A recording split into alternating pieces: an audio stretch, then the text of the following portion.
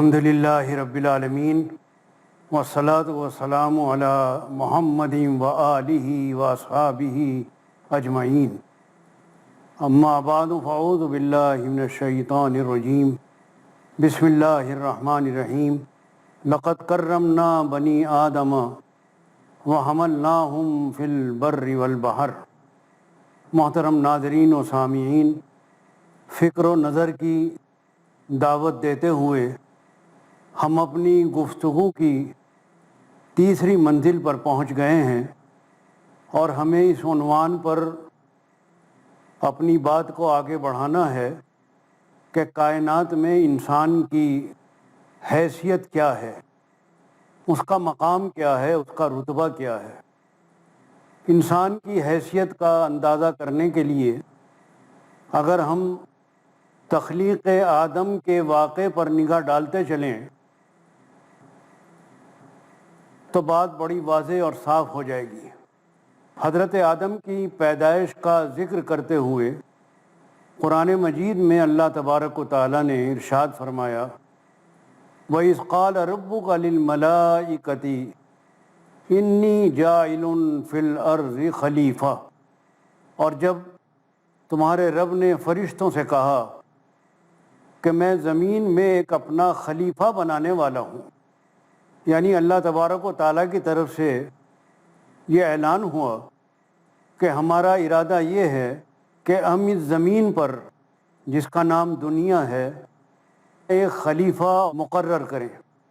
یہ سننے کے بعد فرشتوں نے نہایت ہی ادب کے ساتھ اللہ تبارک و تعالیٰ کے احترام کا لحاظ رکھتے ہوئے عرض کیا کہ اتجعل فیہا من یفسد فیہا ویسفک الدماء ونحن نسبح بحمدک ونقدس لک، یعنی کیا آپ زمین میں ایسے کو خلیفہ بنائیں گے جو وہاں جا کر فساد برپا کرے گا اور خون ریزی کرے گا، اور جہاں تک آپ کے احکام کی تعمیل کا تعلق ہے، نحن نسبح بحمدک ونقدس لک، ہم آپ کی تسبیح و تقدیس میں ہمتن لگے ہوئے ہیں۔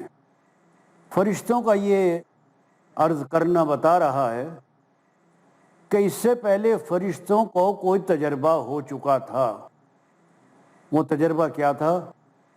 وہ تجربہ یہ تھا کہ اللہ تعالیٰ نے انسان سے پہلے زمین پر ایک اور مخلوق بھیجی تھی، اور اس مخلوق کا نام جن ہے، جو نہ فرشتے ہیں اور نہ وہ انسان ہیں، بلکہ وہ ایک الگ قسم کی مخلوق ہے جن کو جنات کہا جاتا ہے۔ ان کو بھی اللہ تعالیٰ نے کچھ محدود اختیارات عطا فرمائے تھے، اگرچہ ان کو اپنا نائب اور خلیفہ نہیں بنایا تھا، لیکن کچھ محدود اختیارات کرنے نہ کرنے کے دے کر انسانوں سے پہلے ان کو زمین پر بسایا تھا۔ فرشتوں کا تجربہ یہ کہہ رہا تھا کہ جنات نے زمین پر آنے کے بعد بڑی خون ریزیاں کیں، بڑے فساد برپا کیے، لڑائی جھگڑے ہوئے، اور آخر اللہ تبارک و تعالیٰ نے حکم دیا کہ جنات سے زمین کو خالی کرایا جائے۔ جس وقت جنات زمین پر آباد تھے، اسی میں ایک جن تھا جس کا نام تھا عزازیل، پھر بعد میں اس کا نام ابلیس پڑا اور پھر لقب شیطان ہوا۔ جب جنوں میں آپس میں پارٹی بندیاں ہو رہی تھیں، لڑائیاں ہو رہی تھیں، تو یہ عزازیل نیوٹر رہا، اس نے کسی کا ساتھ نہیں دیا اور لڑائی جھگڑوں میں کوئی حصہ نہیں لیا۔ یہ جنوں میں ہوتے ہوئے بڑا عبادت گزار تھا، اللہ کی بندگی میں لگا رہتا تھا اور بڑا مقبول تھا، فرشتوں میں مستجاب الدعوات کہلاتا تھا کہ اس کی دعائیں بڑی قبول ہوتی ہیں۔ فرشتے اس سے آ کر کہا کرتے تھے کہ تم ہمارے لیے دعا کرو، اس سے دعائیں کرایا کرتے تھے۔ تو جب جنات میں لڑائی ہوئی، عزازیل نیوٹر رہا، غیر جانبدار رہا، اس نے کسی کا ساتھ نہیں دیا، جنات آپس میں لڑتے رہے، آخر اللہ تعالیٰ کی طرف سے حکم ہوا کہ ان کو یہاں سے بھگاؤ، زمین کو خالی کرو۔ فرشتوں نے اللہ کے حکم سے بہت سارے جنات کو قتل کیا، کچھ جنگلوں اور پہاڑوں میں جا کر چھپ گئے، بچ گئے، اور باقی سب زمین خالی ہو گئی۔ اب اللہ کی طرف سے اعلان ہوا کہ اس زمین پر ہم اپنا ایک نائب اور خلیفہ بنانے والے ہیں، انی جاعل فی الارض خلیفہ۔ تو چونکہ فرشتوں کو یہ تجربہ ہو چکا تھا کہ ایک مخلوق جس کو تھوڑے بہت اختیارات دیے گئے تھے، تھوڑی سی آزادی دی گئی تھی، اس نے آزادی کا ناجائز فائدہ اٹھا کر فساد برپا کیا تھا، اس لیے انہوں نے اللہ کی بارگاہ میں عرض کیا اتجعل فیہا من یفسد فیہا ویسفک الدماء، کیا آپ اختیارات دے کر، آزادی دے کر پھر اس کو خلیفہ بنائیں گے جو خون ریزیاں کرے گا؟ اور ہم آپ کے احکام کی تعمیل میں لگے ہوئے ہیں۔ اس پر اللہ تبارک و تعالیٰ نے فرشتوں کو ایک مجمل سا جواب دے کر چپ کر دیا اور فرمایا کہ انی اعلم ما لا تعلمون، ہم جانتے ہیں تمہیں معلوم نہیں، ہماری کیا حکمت ہے، کیا مصلحت ہے، ہم ایسا کیوں کرنا چاہتے ہیں، یہ ہمیں معلوم ہے، تمہیں پتہ نہیں ہے۔ چنانچہ حضرت آدم کی تخلیق کا کام شروع ہوا۔ اللہ تبارک و تعالیٰ نے زمین کے مختلف حصوں سے مٹی منگوائی، 4 عناصر کو ملا کر حضرت آدم کا پتلا تیار ہوا۔ جب حضرت آدم کا پتلا تیار ہو رہا تھا اور ایک نئی مخلوق وجود میں آنے کی تیاری کر رہی تھی، تو یہ اعلان سننے کے بعد عزازیل بڑا حیران تھا اور بڑا پریشان تھا۔ اس کا خیال تھا کہ کس کو اللہ تعالیٰ زمین پر نائب اور خلیفہ بنانے والے ہیں۔ وہ اسٹو اور جستجو میں لگا ہوا تھا۔ جب حضرت آدم کا پتلا تیار ہوا تو ابلیس نے جا کر دیکھا کہ یہ ایک نئی قسم کی مخلوق زیر تیاری ہے۔ کہتے ہیں کہ وہ حضرت آدم کے بدن میں گھسا، منہ کے راستے سے گھسا اور ناک کے راستے سے نکلا، اور اندر سے دیکھنے کے بعد اس نے کہا کہ تو اندر سے کھوکھلا ہے، اس میں اندر کچھ نہیں ہے۔ حضرت آدم کا جب پتلا تیار ہو گیا اور وہ کھنکتی ہوئی مٹی بن گئی، جیسے گھڑا پک جاتا ہے، زمین کا کوئی مٹی کا برتن پک جاتا ہے اور وہ کھنکنے لگتا ہے، جب وہ کھنکتی ہوئی مٹی کی طرح بن گیا تو نفخنا فیہ من روحنا، اللہ تعالیٰ نے اس میں اپنی روح پھونکی، اس میں جان ڈالی۔ اب حضرت آدم ایک جیتے جاگتے انسان بن گئے، ایک جیتے جاگتے انسان بن گئے۔ حضرت آدم علیہ السلام ایک جیتے جاگتے انسان کی شکل میں سامنے آ گئے۔ اب اللہ تبارک و تعالیٰ نے ان کی خلافت کا اعلان کرتے ہوئے تمام فرشتوں سے اور عزازیل سے، جس کا نام ابلیس بعد میں ہوا، حکم دیا کہ تم سب آدم کے سامنے جھک جاؤ اور اس کو خلیفہ اور نائب تسلیم کرو۔ سب نے حضرت آدم کو سجدہ کیا، ان کے سامنے جھک گئے، الا ابلیس، مگر ابلیس نے، جس کا نام پہلے عزازیل تھا، آدم کو سجدہ کرنے سے انکار کر دیا۔ اللہ تبارک و تعالیٰ نے اس سے پوچھا کہ ما منعک ان تسجد، تجھے سجدہ کرنے سے کس چیز نے روک دیا؟ اس پر ابلیس نے کہا کہ آپ نے آدم کو مٹی سے بنایا ہے، خلقتہ من طین، ان کی تخلیق ہوئی ہے مٹی سے، وخلقتنی من نار، اور مجھے آپ نے آگ کی لپٹ سے بنایا ہے۔ اور اس نے دلیل دی کہ آگ اونچی ہوتی ہے، مٹی نیچی ہوتی ہے، آگ افضل ہے مٹی کے مقابلے میں، اس لیے افضل جو ہے وہ اپنے سے کم درجے کو سجدہ نہیں کرے گا۔ اس کی اس دلیل کو اللہ تبارک و تعالیٰ نے ٹھکرا دیا، اس لیے کہ اصل فضیلت کا معاملہ نہیں تھا کہ کون افضل ہے کون افضل نہیں ہے، معاملہ یہ تھا کہ اللہ تعالیٰ کے حکم کی تعمیل کون کرتا ہے، کون اس کا فرما بردار ہے۔ اور اللہ تعالیٰ کی طرف سے حکم ہوا اللہ تعالیٰ کی طرف سے کیا حکم ہوا اور حکم کی کیا تعمیل ہوئی، یہ ابھی ہم تھوڑے سے وقفے کے بعد آپ کی خدمت میں حاضر ہو کر انشاءاللہ اس کے تعلق سے بیان کریں گے۔ اس وقت تک کے لیے آپ ہمیں اجازت دیجیے۔ السلام علیکم ورحمۃ اللہ وبرکاتہ۔ محترم ناظرین، تھوڑے سے وقفے کے بعد اب ہم پھر آپ کی خدمت میں حاضر ہیں اور قصہ آدم کو اور آگے بڑھاتے ہیں۔ حضرت آدم علیہ السلام ایک جیتے جاگتے انسان کی شکل میں سامنے آ گئے۔ اب اللہ تبارک و تعالیٰ نے ان کی خلافت کا اعلان کرتے ہوئے تمام فرشتوں سے اور عزازیل سے، جس کا نام ابلیس بعد میں ہوا، حکم دیا کہ تم سب آدم کے سامنے جھک جاؤ اور اس کو خلیفہ اور نائب تسلیم کرو۔ سب نے حضرت آدم کو سجدہ کیا، ان کے سامنے جھک گئے، الا ابلیس، مگر ابلیس نے، جس کا نام پہلے عزازیل تھا، آدم کو سجدہ کرنے سے انکار کر دیا۔ اللہ تبارک و تعالیٰ نے اس سے پوچھا کہ ما منعک ان تسجد، تجھے سجدہ کرنے سے کس چیز نے روک دیا؟ اس پر ابلیس نے کہا کہ آپ نے آدم کو مٹی سے بنایا ہے، خلقتہ من طین، ان کی تخلیق ہوئی ہے مٹی سے، وخلقتنی من نار، اور مجھے آپ نے آگ کی لپٹ سے بنایا ہے۔ اور اس نے دلیل دی کہ آگ اونچی ہوتی ہے، مٹی نیچی ہوتی ہے، آگ افضل ہے مٹی کے مقابلے میں، اس لیے افضل جو ہے وہ اپنے سے کم درجے کو سجدہ نہیں کرے گا۔ اس کی اس دلیل کو اللہ تبارک و تعالیٰ نے ٹھکرا دیا، اس لیے کہ اصل فضیلت کا معاملہ نہیں تھا کہ کون افضل ہے کون افضل نہیں ہے، معاملہ یہ تھا کہ اللہ تعالیٰ کے حکم کی تعمیل کون کرتا ہے، کون اس کا فرما بردار ہے۔ اللہ تعالیٰ حکم دے رہے ہیں، کون اس کے اوپر عمل کرتا ہے؟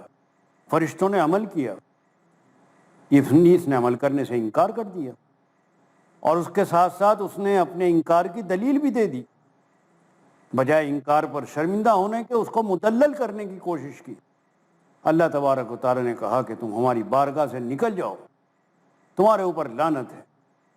ابلیس نے جاتے جاتے اللہ تعالیٰ سے دو چیزیں مانگ لی، کہا کہ ایک تو آپ مجھے اتنی مہلت دے دیں کہ میں قیامت تک زندہ رہوں، دوسرے یہ کہ مجھے آپ یہ اجازت دیں اور طاقت دیں کہ میں بنی آدم میں سے جس کو چاہوں بہکا سکوں، ان کو گمراہ کر سکوں، اس لیے کہ آج سے میری ان کے درمیان دشمنی قائم ہو گئی ہے، اس لیے میں ان کا ہر قدم پر راستہ کاٹوں گا اور ان کو بھٹکانے کی کوشش کروں گا۔ اللہ تعالیٰ نے کہا کہ جاؤ، ہم نے تمہاری دونوں باتیں منظور کی، مگر تم کسی پر زبردستی نہیں کر سکو گے، جو ہمارے مخلص بندے ہیں تم ان کا کچھ نہیں بگاڑ سکو گے۔ اب اللہ تبارک و تعالیٰ نے زمین پر حضرت آدم کو بھیجنے سے پہلے کچھ عرصے کے لیے جنت میں رکھا۔ جنت میں رکھنے کا مقصد یہ تھا کہ آدم کے اندر جو کمالات ہیں وہ بھی معلوم ہو جائیں اور جو کمزوریاں ہیں وہ بھی معلوم ہو جائیں، تاکہ جب وہ اپنی خلافت کی ذمہ داریوں کو سنبھالیں تو دونوں پہلو ان کے سامنے رہیں کہ ان کے اندر کیا خوبیاں ہیں اور کیا کمزوریاں ہیں، ان کا سب کا یہاں امتحان ہو جائے۔ اللہ تعالیٰ نے ان کو امتحان سے گزارا، یہ کہیے کہ کس طرح کا ان کا انٹرویو ہوا۔ سب سے پہلا انٹرویو تو وہ ہوا تھا کہ جب اللہ تعالیٰ نے ان کے علم کا امتحان لیا تھا، اللہ تعالیٰ نے ان کو علم عطا فرمایا اور فرشتوں کے سامنے امتحان لیا، اور امتحان میں وہ کامیاب ہوئے۔ فرشتوں نے کہا کہ سبحانک لا علم لنا الا ما علمتنا، ہمیں وہ علم نہیں ہے جو آپ نے ہمیں سکھایا، ہمیں تو بس اتنا ہی پتہ ہے۔